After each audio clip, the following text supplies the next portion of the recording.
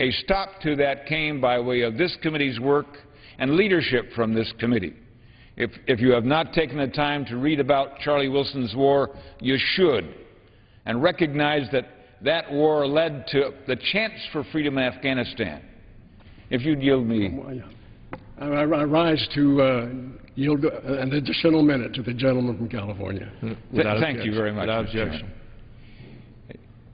If one would recognize, as of Charlie Wilson's war's time, we were successful at stopping the Soviet Union.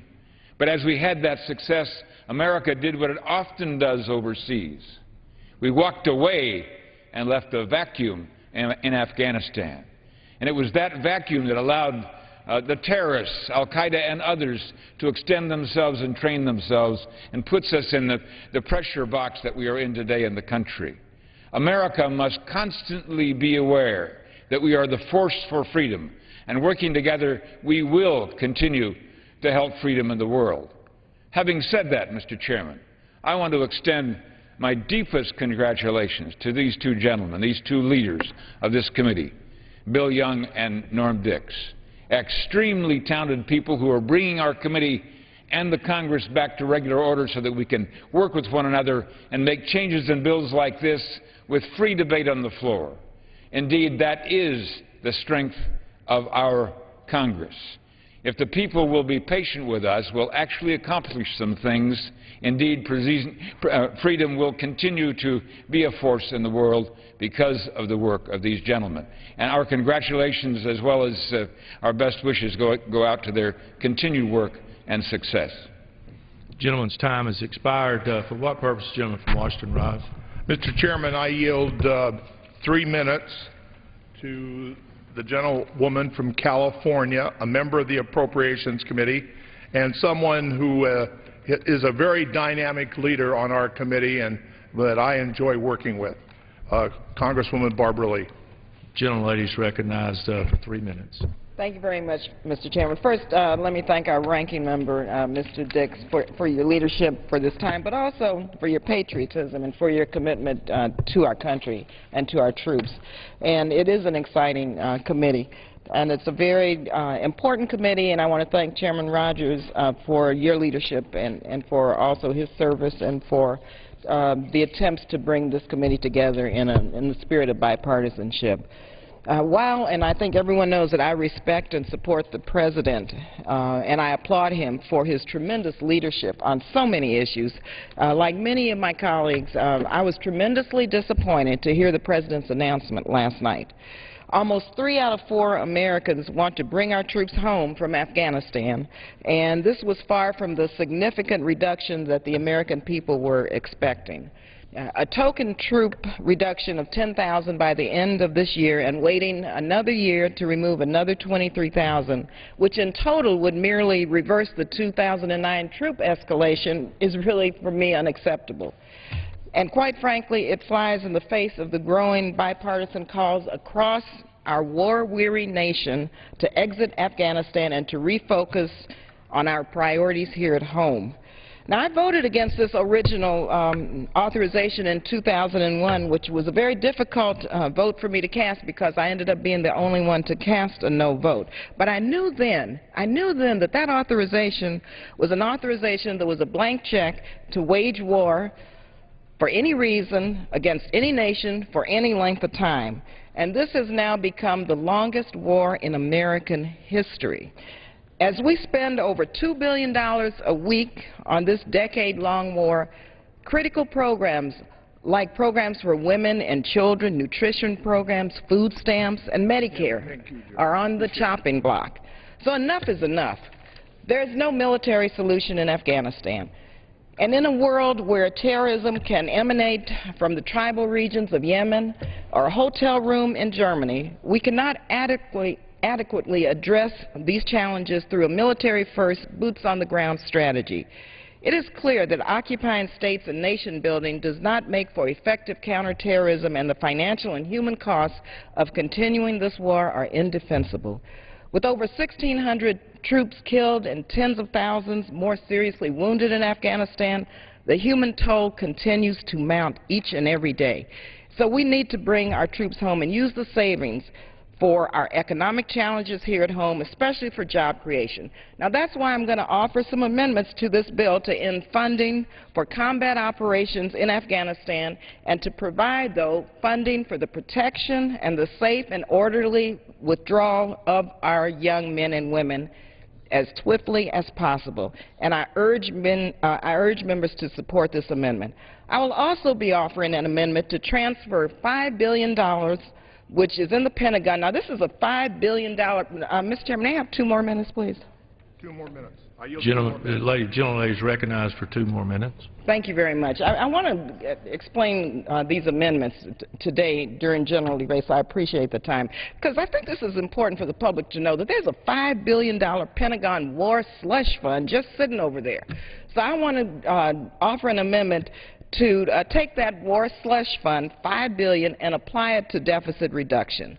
Especially in this time of deficits and struggling economy, I hope we can all agree that we should not be handing the Pentagon a $5 billion blank check for a war slush fund that has little accountability and runs counter to our constitutional duty to control the purse strings through this Congress.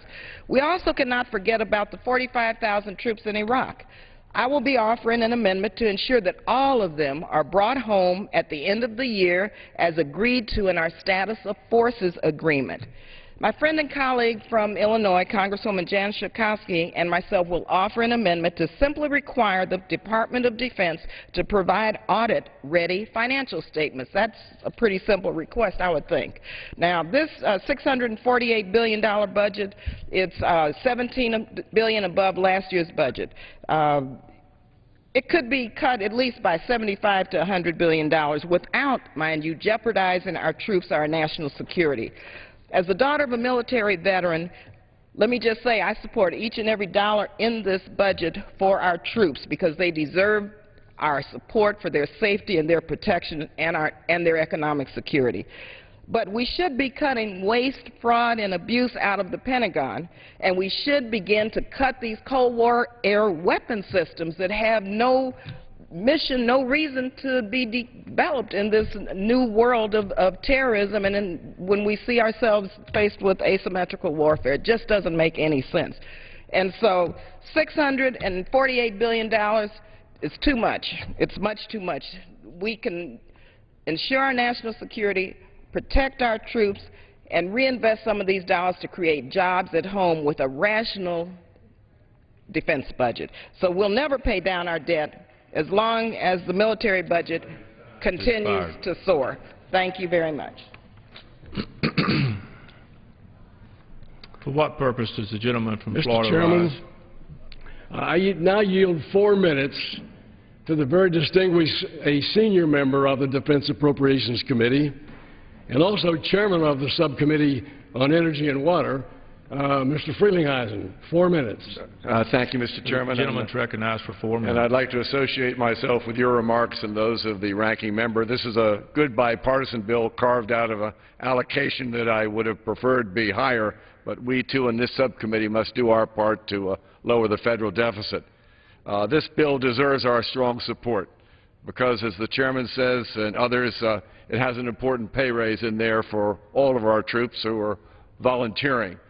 It also provides more first-class medical care for those that are injured. It provides more money for ships, 10 new ships, 2 of them being Virginia-class submarines. Additional money for fighter aircraft, which are badly needed. And it was mentioned earlier, $1.5 billion for the National Guard equipment for both overseas and home state missions. Remarkably, this money was unrequested by the administration. I also want to take a minute to reflect the collective bipartisan frustration many are feeling with the administration's handling of the Libyan operation, another what we might call overseas contingency operation. We will debate the nature of our national interest on Libya tomorrow as we consider measures that go to the heart of Congress's constitutional role to declare war. But here this evening, this committee is in the process of developing a credible defense spending program for fiscal year beginning this October. I understand there are no funds designated for Libyan operations in this bill. However, in reality, this Libyan mission whether NATO-led or not, is heavily dependent on U.S. assets, and these assets must be accounted for by our committee. We are all aware that our chairman, Mr. Young, and he referred to it in his remarks, since April 1st sought information from the administration about, first, the nature of the mission in Libya, 2, the cost of the mission, 3, the length of the mission, and 4, any anticipated changes to the mission. We're also aware that the President finally responded with his June 15th letter to Congress, in which he reports that the Department of Defense has spent over $750 million over the last 3 months, $10 million a day in Libya. Mr. Chairman, the President errs when he fails to provide this committee with accurate, timely, and precise information about any mission. In closing, Mr. Chairman, I support this mark, I support this bill, and I thank the Chairman and the Ranking Member and the committee staff for the great work they've done, and yield back. The gentleman yields back. Who seeks recognition? I reserve at this point. The gentleman from Washington reserves. Yes. Mr. Chairman, I yield 2 minutes to a very important member of the subcommittee, of the Defense Subcommittee, Mr. Calvert, California. Thank you. Gentleman's recognized Mr. for 2 Chairman. minutes.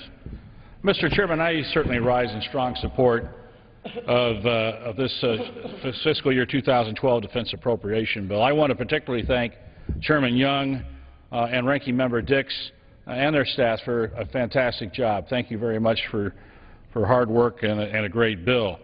This bill is a great example when it comes to our national defense that we work together as Americans, not as Democrats, not as Republicans, but as Americans. And at a time that we're in a conflict, a number of conflicts around the world, it's important that we show that we stand united in support of our troops and against our enemies. I would remind that there's a point to what's the longest war. I would say the longest war in American history is the Cold War. We were in that war for well over 40 years. And we're at war today against terrorism and radical elements out there that are trying to kill us and to maim us and to harm our national interests. And so this is a long-term commitment. I certainly congratulate this committee for doing the job that's necessary, and I would ask unanimous consent that I would submit the balance of my comments for the record. Request is covered by the general What's that, sir? rule. The gentleman's request is covered by the general rule. Thank One you. more time. No, I'm fine. I yield back. Yields back. What purpose is the gentleman? Does the gentleman for? continue to reserve? Mr. Washington Chairman, reserves. at this time I would yield 2 minutes to another very important member of the Defense Appropriations Subcommittee, Mr. Cole. Gentleman's recognized for 2 minutes. Thank you, Mr. Chairman. Thank you for yielding, Mr. Chairman. Mr. Chairman, I rise today in support of the fiscal 2012 Defense Appropriations Act and urge all members to extend their support as well. This is a fine bill that the committee worked on in an open fashion, and it includes input from both sides of the aisle. Thanks to Chairman Young and Ranking Member Dix, it's a strong bipartisan bill that will do much good for the defense of our country. Mr. Chairman, we will have many spirited debates on amendments during the course of the consideration of this legislation, and that's a good thing. But rest assured, at the end of the day, this legislation is and will remain a very good product. The spending levels in the bill do not exceed the 302B allocations adopted by the Appropriations Committee, which are within the overall spending level approved by the House Budget Resolution. The bill itself includes $530 billion for the normal operations of the Department and $118.7 billion for the conduct of the global war on terror. It includes a 1.6% pay raise for the troops. It has $453 million for the procurement of additional upgraded Abrams tanks, and it has $2.7 billion for the continued development of the F-35 Joint Strike Fighter, a weapon system that's critical to maintaining the air superiority for the United States Air Force. Additionally, the bill will withhold 75% of the funding for the Pakistan Counterinsurgency Capability Fund until the Secretary of Defense provides lawmakers with a report detailing the strategy and metrics for the use of those funds. The committee also adopted an amendment that would provide $1 million for the creation of a bipartisan commission to make policy recommendations on Afghanistan and Pakistan. Mr. Chairman, this is a strong piece of legislation, one that I fully believe we should support and would ask all members to do so. And with that, I yield back the balance of my time. Gentleman yields back. Who seeks time? Does the gentleman continue to reserve? I like to reserve. Gentleman from Washington reserves. Gentleman from Florida. Mr. Chairman, I'd like to advise the chair that I have no further speakers. I do have a brief closing statement after Mr. Dix when he's prepared to close. The gentleman yields back. Well, first of all, I'd like to again thank the chairman for his great work and the work of the staff. I very rarely disagree with my good friend from New Jersey, but I must say that the President did lay out the rationale for why we did Libya.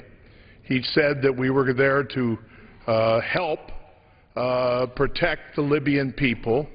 There were 2 resolutions adopted by the United Nations. 1973 said, and it wasn't just the United Nations. You had the Arab League, you had NATO involved in this, and yes, I think the President would have been better advised to have asked for authorization.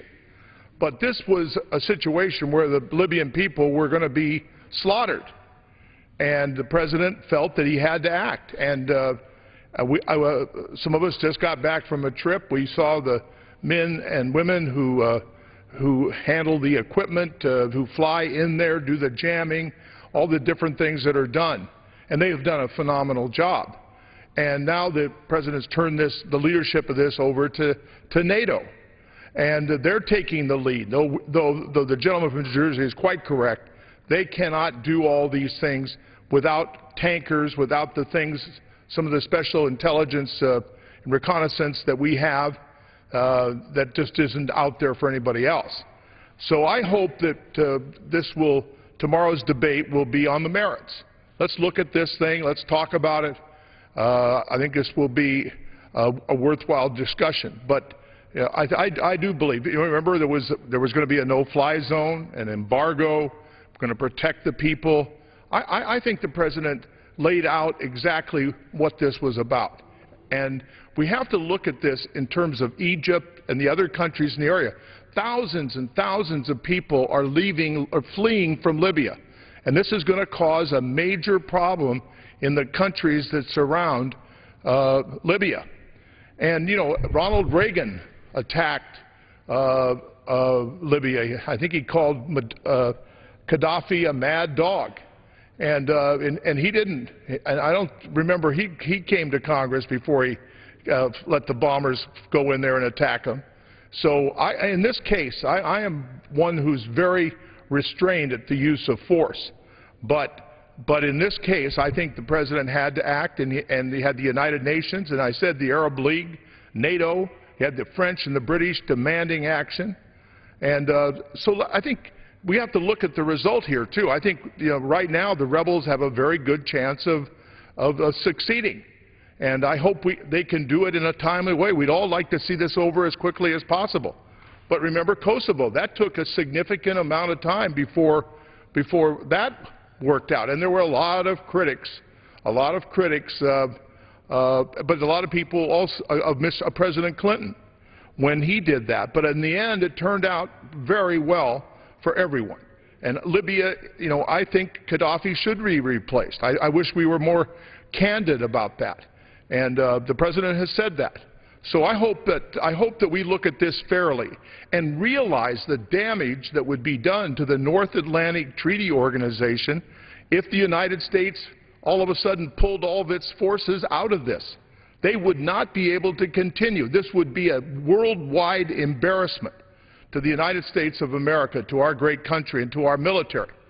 And I just think that we have to look at all the ramifications of this. This is a serious matter and shouldn't be politicized. Senator Jackson from my state used to say, that when it comes to national defense, the best politics is no politics. Call it on the merits and do it in the best interest of our country and in the best interest of people serving our military. Thank you. Does the I yield gentleman- back my time. The gentleman yields back. For what purpose does the gentleman... Mr. Chairman, I yield myself the balance of the time. Without gentleman's And recognized. again, I want to thank Mr. Dix for being such a good partner and working in a bipartisan way to guarantee that we did the best we could with the money that we had available to provide for the national defense. And I would say again, we have not had any impact adversely on any of our troops, and we have not adversely affected the readiness of our country. While we have taken some of those slush funds and some of those wasteful funds, we did take some of those in order to achieve the $9 billion in savings that we were required to achieve. The bill is lengthy. As you can hear from the various speakers, there are many, many, many parts of this bill.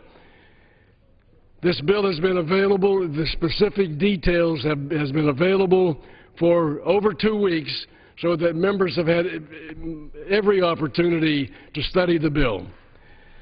In order to get to where we are, it took a lot of work because, number one, we had to finish last year's bill, and that was no fault of Mr. Dix. He worked hard as chairman last year to produce another very good bipartisan bill, cooperating totally with us on the minority side, minority at that time. But we didn't get that bill to the floor, and I wish that he had, but it didn't quite make it. So we finished this year. We finished the work for FY 2011, and now this is the bill for FY 2012. And again, it is a strong, bipartisan, no politics, good defense bill.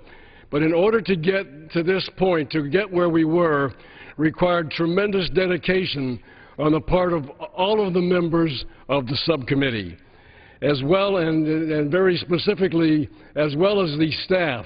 The professional staff of our Defense Subcommittee are very, very special and work extremely hard, and I'd like to call attention to that staff.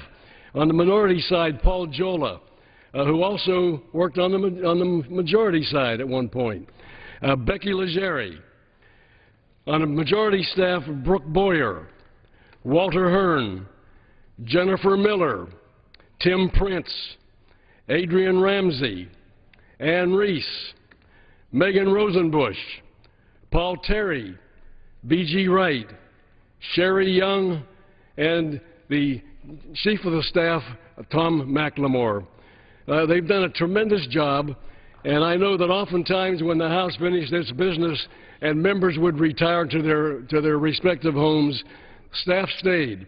And they did the analysis that had to be done to achieve the savings that we achieved, but also to make sure that we accomplished what had to be accomplished to provide for our troops, to provide for their welfare, to provide for the readiness of the nation. I said in my opening remarks there were other items, other things, other parts of this bill that I would like to have increased. I would like to have been able to increase the pay raise that goes to our military. The money just wasn't there, but we did insist on funding the full 1.6%, which doesn't sound like a lot. At least it's not a reduction. Mr. Chairman, it's a good bill. We're not going to vote on this bill tonight. We will read this bill for, it's my understanding now from leadership, we will read this bill for amendment under the 5-minute rule week after next. And we'll be prepared to again, in a bipartisan way, deal with any issues that might come up at that time. And so, in wishing everybody a good evening, I yield back the balance of my time. All time for general debate has expired.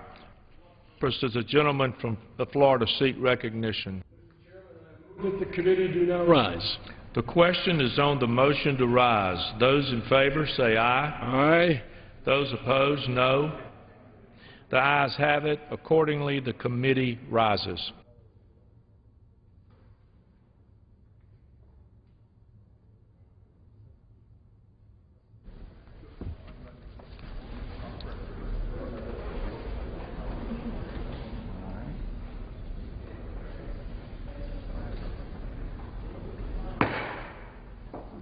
The House will be in order.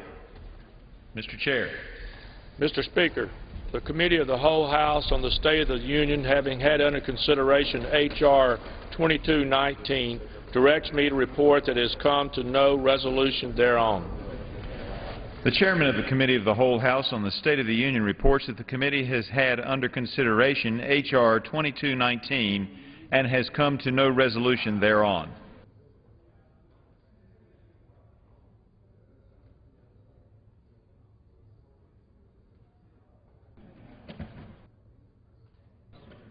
The Chair lays before the House personal requests. Leaves of absence requested for Mr. Berg of North Dakota from 4 p.m. today and for the balance of the week. Mrs. Napolitano of California for today and Friday, June 24th, and Mr. Rangel of New York for today. Without objection, the requests are granted. The Chair will now entertain for 1-minute requests. For what purpose does the gentleman from Texas rise? Mr. Speaker, rise to adjourn the House of 1 minute and accept the rise extended. Without objection.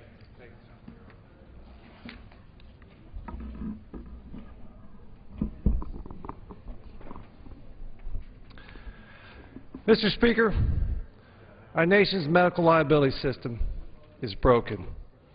It has put limits on patients' access to health care and has increased cost.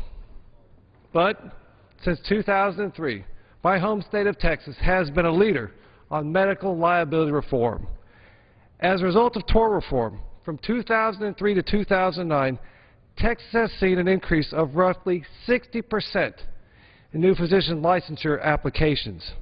And since 2003, Texas had 21,640. Let me say that again, 21,640 new physicians licensed.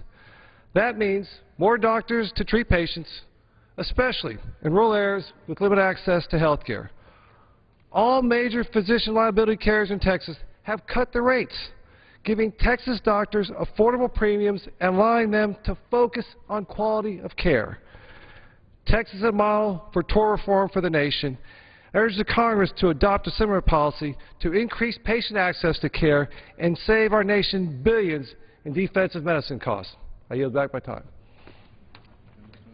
Gentleman's time has expired. Are there further 1-minute requests?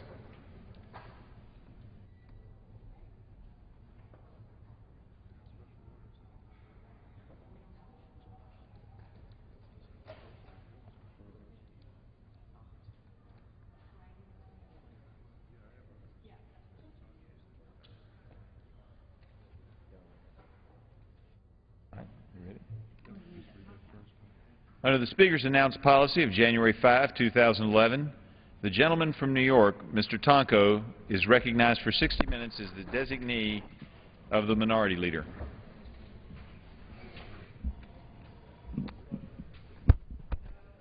Thank you, Mr. Speaker. This evening I will be joined by my colleague from California, Representative Garamendi.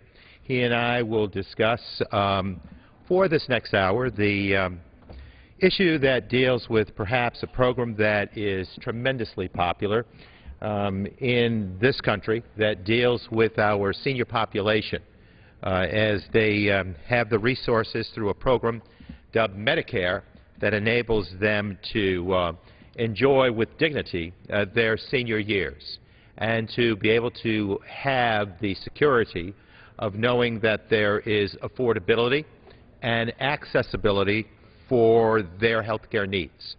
And obviously, as our senior population continues to grow and the longevity curve continues to climb upward, our senior population has reminded us that their dignity and their quality of life has been addressed in a very strong way as the calculated curve for life expectancy continues to mount, which is a positive force in the lives of all Americans.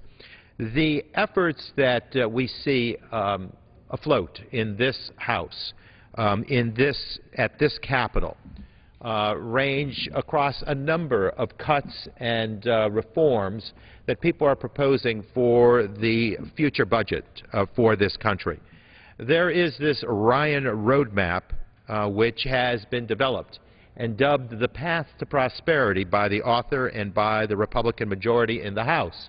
However, many of us have seen it for its true values and its attempts to end Medicare, so much so that we have dubbed it the road to ruin, a situation that would undo a Medicare program, and is why signs such as this next to me here would greet many of us when we arrive in our districts for district work period or on weekends as we break from session here in the House of Representatives. Hands off my Medicare. It's very bold, it's very straightforward, and it's very understood.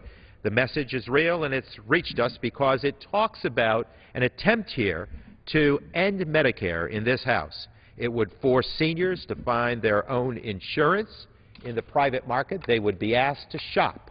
They would ask to shop with a coupon in hand. The money that the government would kick in for coverage, part of that coupon, would not nearly keep pace with the actual costs, the costs that seniors would be forced to pay. And of course, as 32 cents, which has been the on-average expectation of the coupon, for every $1 of premium costs would be the outcome, that means that the risk would shift from our senior population to have them dig into their pockets, and the risk would be removed from government and placed in the hands of seniors.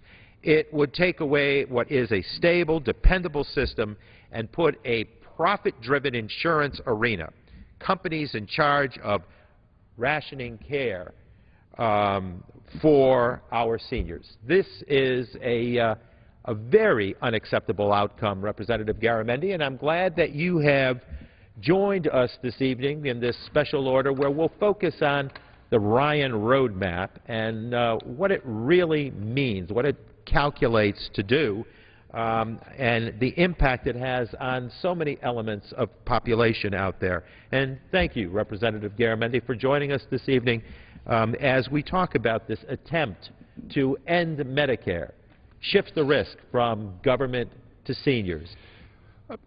Representative Tonko, thank you so very much for the opportunity to join you this evening on this critical issue.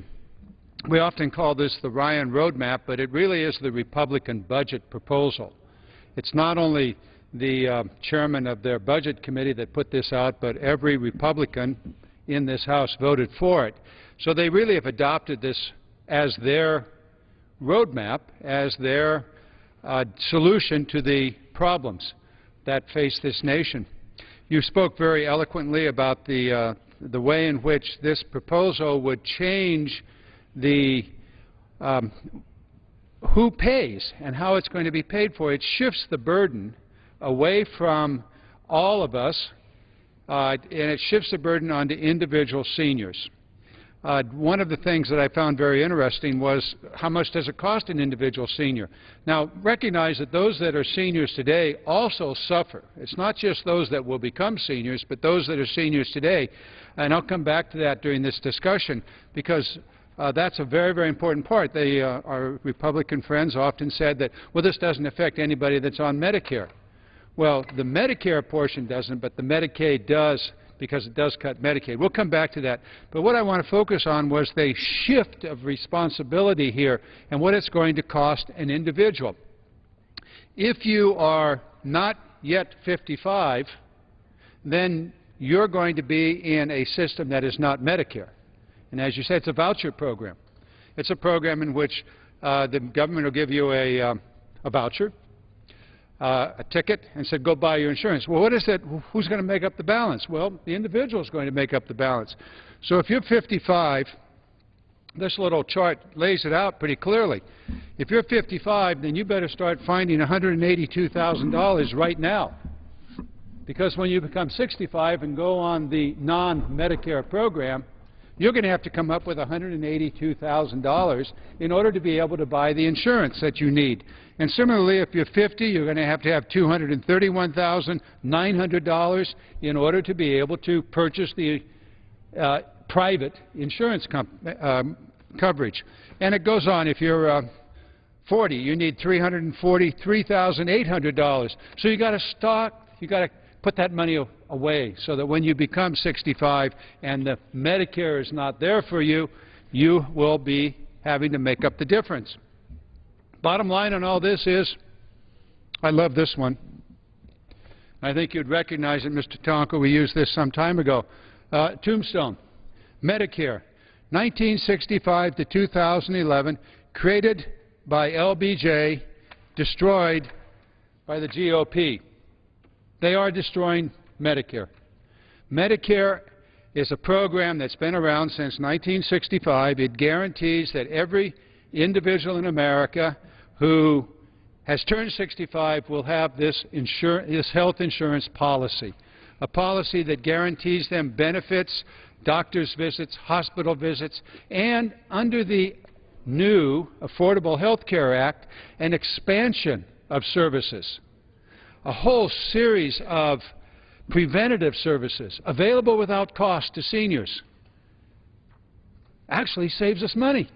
It's very, very interesting that if you spend money up front for prevention, as we do in the Affordable Health Care Act, which incidentally every Republican voted against and voted to repeal, that benefit that goes to seniors free saves taxpayers money and keeps seniors healthy. Well, and you point out to the line in the sand drawn for 55 and over and 55 and under, and that there's a different treatment. And while people would try to suggest that, well, if you're 65, say, and you're qualifying for Medicare, and you go forward and the folks below 55 will never join the system, well, that causes fluctuations in the crowd that's 65 and over today. As they grow older and life expectancy keeps strengthening and going north, not south, as that happens, there's no replenishing of the younger eligible Medicare community, and as you climb the age chart, the correlation with health care and your need for services rises. So the younger element within the Medicare eligible community was, I think, providing stability in the fund. So I think it disrupts even the actuarial outcome of that universe as you no longer allow the entry of new populations with time. Absolutely true. If I might just interrupt. I was insurance commissioner in California for 8 years, and that theory, actually it's the way insurance works, is a large pool, all of whom share the risk. And if your risk pool, as you just described it, becomes older and older because with there's no younger senior coming in. Exactly. Suddenly you've got a very, very expensive pool. Right. Now, on the other hand, the very same thing occurs on the private insurance side. On the private insurance side, we're going to see in the Republican budget plan, the Ryan plan, a whole population of people that have become 65, no longer eligible for Medicare. Now they're going into the insurance sector, the private insurance sector. A community for whom we have not done insurance writing, the actuarial science has not applied. We've had 45 years of exactly right. Reprieve. And so will the insurance companies want to see those people? No, they won't, because those people are now 65. They're at an age where they're going to have higher medical expenses.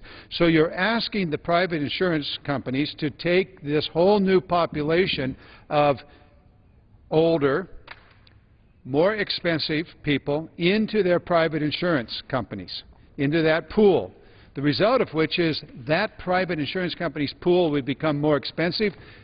They know those people that are now 65 in the private insurance pool, they're going to get ill, they're going to be more expensive, and so their doors are going to be subtly slammed shut.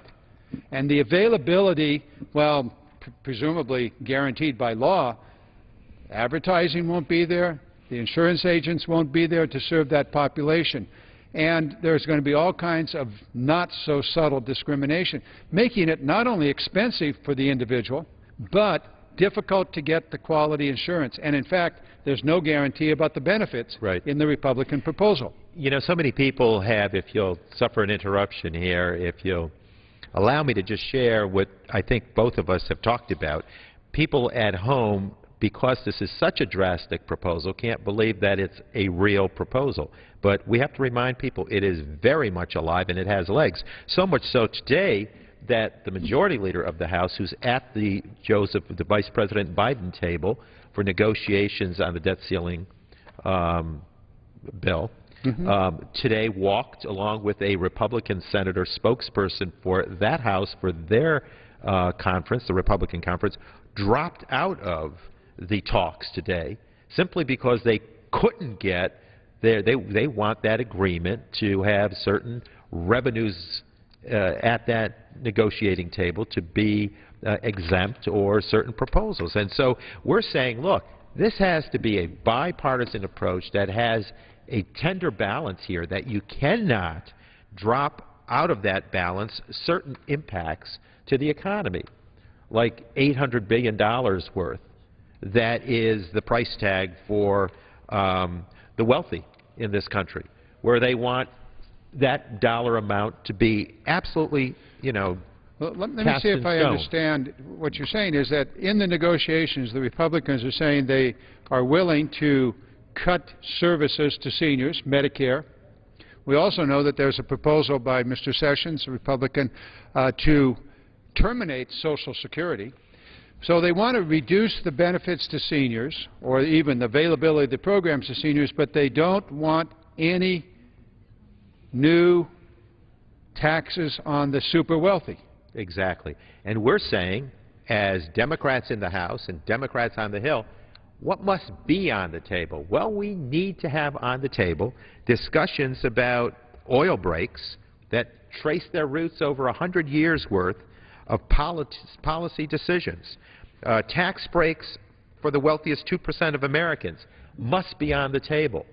These are the important things. Big oil profits that are historically largest are the reason that in order to afford those sorts of handouts and wealthy tax cuts, they need to carve into a program like Medicare in order to make it all balanced. And we're saying, no, no, no. These things must be on the table. All that we do here is make choices. All of these laws are choices about solving this international problem. Do we want to solve it this way or that way? About choices. This issue of how we're going to deal with the budget and the budget deficit is about choices. The Republicans have made a very clear choice. They are deciding that their choice is to reduce the benefits to seniors, Medicare, Medicaid benefits, an almost $900 billion cut in the Medicare program that provides support for seniors that are in nursing homes, and terminating Medicare so that you're forced into a private insurance market. That's a choice that they've made, rather than go and get our money back from big oil. Choices. They here on the floor refuse to take back the subsidies that we're giving to the big oil companies. I suppose arguing that somehow these oil companies are hurting, that they're not profitable. Well, not so. Just take a look here. Just this last year, ExxonMobil saw a 69% increase in their profits, $10.7 billion profit. Oxy, 46%, $1.6 billion. Conoco, 43% increase, $2.1 billion. Chevron, 36% increase, $6.2 billion. BP, a 16% increase, $7.2 billion. Oh, by the way, you know whose $1 billion those are? Those are the folks that buy gasoline and diesel at the pumps. That's money right out of the pockets of consumers, and in addition, they get billions of dollars of our tax money that you and I pay. In addition to the gasoline tax, they get that for additional profit. It is wrong. It's about choices. The Republicans have made a very clear choice here. Take away from the seniors, take away their Medicare, and make sure that the oil companies continue to receive their subsidies. Well, you know, you talk about choices, and the choices are, do we continue Medicare? And obviously, this House, the Democrats in the House, want to improve. They want to strengthen Medicare, not deny it, not end it, make it more stable, make it an even stronger program. There's a choice. Their choice would be to have tax earmarks for what sort of things? For corporate jets, for golf bags, for snow globes. These are the choices. And beyond choice, Representative Garamendi, there are contrasts. Now, this chart here somewhat incorporates what you're talking about there with big oil. We have $131 billion that are given away yearly to big oil and millionaires. Handouts, I'm sorry, how much? Tax cuts. $131 billion. A year? Yes, contrasted with the $165 billion that are yearly cuts to Medicare. So it's almost an equal swap. And we see that you need to end Medicare in order to provide for the wealthy, tax cuts for millionaires and billionaires, and handouts, mindless handouts, to oil companies sitting on historic record profits. This year alone, in the first quarter, we were at about $36 billion in profits. So why, if we've done this just mindlessly for nearly a century's worth, why would we continue that and put at risk a program that will be celebrating its 45th anniversary in a few days? Why would we do that when the quality of life for the many in the masses of Medicare eligibility are being put at risk for the far fewer who are going to get the millionaire, billionaire tax cuts and the oil handouts? It's about choices. It's about where do you stand? Do you stand with the seniors and Medicare and the continuation of Medicare and the benefits that they need literally to survive? Or do you stand with the big oil companies? It's very, very clear. You just look at the way the votes come down here on this House floor. Over the last 5 months, we've seen vote after vote after vote where the Democrats have suggested that we eliminate these subsidies, all of them, the subsidy to big oil, that we install the higher income tax for the super wealthy. We're not talking about the working stiff out there in the plant. We're talking about the super wealthy, those that have an adjusted gross income, that's after all of the deductions, of over $250,000. Take it to $1 million. But just raise their tax rate on that upper income above $250,000, 3%. Not talking about a huge increase, a 3% increase. And yet our Republican friends say, oh, no, we can't do that. We have to whack the elderly. We've got to go after the elderly. We've got to take away their Medicare benefits. This is unconscionable. It is terrible economic policy.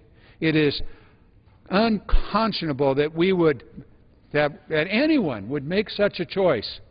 Give the wealthy more, take it away from the seniors. What would lead a person to do that? Right. Mr. Garamendi, Representative Garamendi, would you yield?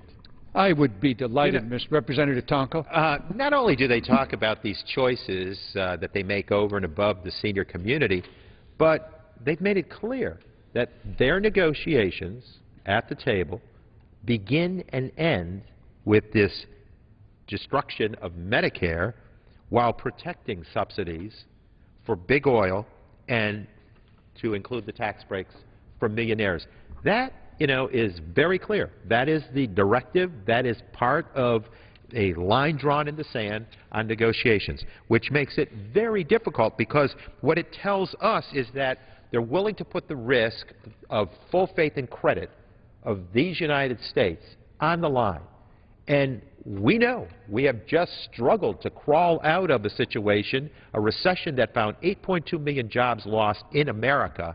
We're just climbing that hill to recovery, and they're willing to put the full faith and credit of the United States at risk and perhaps, most likely, cause a new economic calamity. We often talk about this. What you're referring to is the deficit reduction negotiations that are going on between the Vice President and the leadership of the House and the Senate. And that's good. Negotiations have to take place. But in the negotiation, it's very clear where the two parties come down. You've described it so very, very well that in those negotiations it appears as though our Republican colleagues are willing to put the full faith and credit of the United States. This is our worthiness, our financial worthiness as a nation on the line so that they can cut benefits to seniors, so that they can cut programs that provide food for women and for pregnant women and children, so that they can make cuts in the school lunch programs, so that they can make cuts in the infrastructure and the education programs that keep this country moving forward, in exchange for no taxes on the wealthy. They're willing to put this entire nation's financial strength at risk so that they can reward the super wealthy in this country. Right, and if someone could at least rationalize the benefit of that program, if they could at least quantify good, societal good that comes with that sort of thinking. In recent history, twice over in recent history, we've witnessed that that relief at that top income strata has not caused and inspired a trickle-down that produced jobs, that enabled people to see investments made in an economic recovery. In fact, the reverse was true. We saw what happened. They reduced these taxes for millionaires and billionaires, 8.2 million jobs lost, and the American economy brought to its knees. When, in fact, now the people have said, look, our top priority is jobs. We heard it. All of us that serve in this wonderful chamber heard it in the last election of November of 2010. It couldn't have resonated more boldly, more clearly.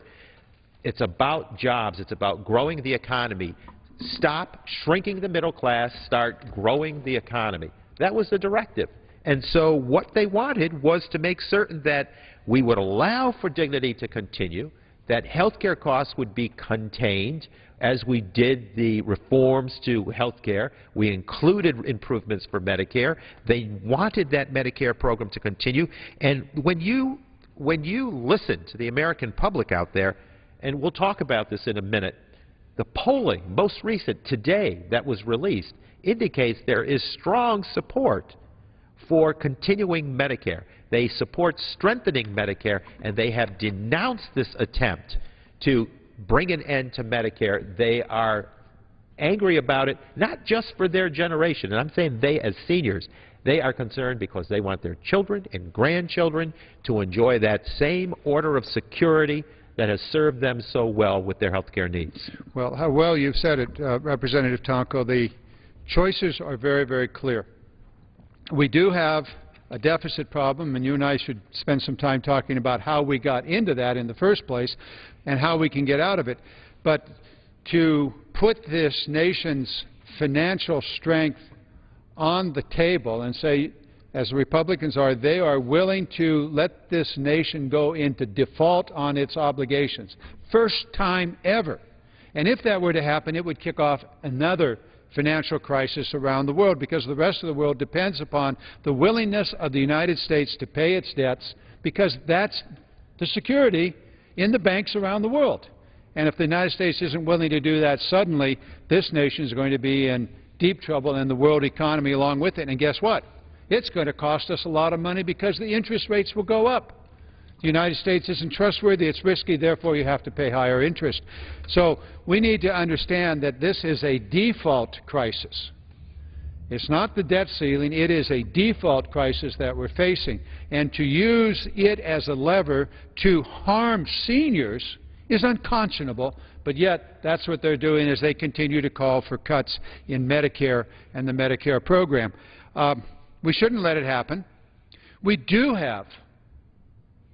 Well, before we go there, I keep coming back to this. In 1965, the United States decided that we were going to end poverty among the seniors. The seniors were the most impoverished part of the American population. And added to the Social Security program was a health insurance program called Medicare, an extraordinary expression of the American compassion, an extraordinary expression of the American desire to take care of their parents and to provide the necessary health care services. And here we are, in 2011 with a proposal by the Republican Party to terminate Medicare. How can it be? How could we have come to this? And to say it's the deficit that's causing this to happen is, I think, wrong. Before we turn to the deficit, I just think that you and I have talked about this, Representative Tonko, and we should cover it. We've talked about it a little bit. We know that the cost of Medicare is going up. And it is something that is of concern to you and me and I think to everybody in this nation. But Medicare costs go up along with the total inflation in health care. It's the whole health care system that goes up, and Medicare rides along in that inflation. It is not the cause of the inflation. There are many other causes of the inflation in health care. And in order to deal with the cost of Medicare, you don't destroy Medicare and throw Medicare into the private insurance market. What you have to do is to control the underlying costs of health care. And there are some things that you can actually do in Medicare. For example, Medicare Part D, which is the pharmaceutical portion of Medicare, passed by the Republican Congress in 2003 without any way to pay for it, all borrowed money. Well, okay, so much for the Republicans' desire to pay as you go, but it was all borrowed money. And into the law, the Republicans wrote a provision that prohibited the federal government for negotiating for drug prices. Right. And the federal government is a price taker. Whatever the drug companies want to charge, the federal government has to pay. We could save tens, hundreds of billions of dollars over 10 years by simply allowing the federal government to negotiate the prices of drugs for seniors. And you know, you're so right. That preclusion that came in that measure was an outright avoiding of providing a benefit to the senior community. And, you know, I know the number because we talked about it today in another session. It's $156 billion that can be saved over that 10-year stretch just by bulk purchasing the pharmaceutical needs for the Medicare program. But the Republicans wouldn't allow it. Exactly. And it's not just a savings to the government, but it is also a savings of $27 billion to individual seniors. So right there is an opportunity to provide more stability and rein in costs within the Medicare program. But it takes the sort of compassion and the determination and the outright leadership to make certain that we make it stronger. What they've said today, I was in a hearing on the Budget Committee, is that, well, look, the way we're going to do this is sharpen the pencil, and there's going to be this competition, and everyone's going to fight to serve the senior citizen for her or his health care needs with the market taking over. They're going to drive down the cost and provide the benefit. Since Medicare was initiated, the private sector premium costs have risen by 5,000%. Medicare is far below that curve. There isn't that marketing program. There isn't that administrative overcharge that really has driven these prices to go out of sight. And what we have here is an attempt to put the insurance company into the driver's seat. Well, as the insurance commissioner in California for 8 years, let me just pick that issue up. The insurance companies are extraordinarily inefficient compared to Medicare. I know everybody thinks government is inefficient. It's not the case in Medicare. Medicare collects the money and distributes, pays the bills for about 3% of the money, of the cost, about 3%. The private insurance companies are about 30%. Now, on the other end, you've got the cost of administration, maybe another 7–8% administrative costs for the doctors and hospitals for Medicare. But on the private insurance side, because there are so many different policies, so many different forms, so many different coverages, this is covered, that's not covered, this is exempted, this is the copay for this and a different copay for that, it is utter chaos for the provider. And so about 15% of that 30%, about half of that 30%, is administrative cost and commissions and sales and advertising on the part of the insurance companies, and the other 15% is the administrative cost on the part of the providers, the hospitals and doctors. It is absolutely the most inefficient way to deliver medical services and to pay for them. Medicare is one-half the administrative cost, both for the provider as well as for the collection and the payment of the bills. And I think it's probably what underlies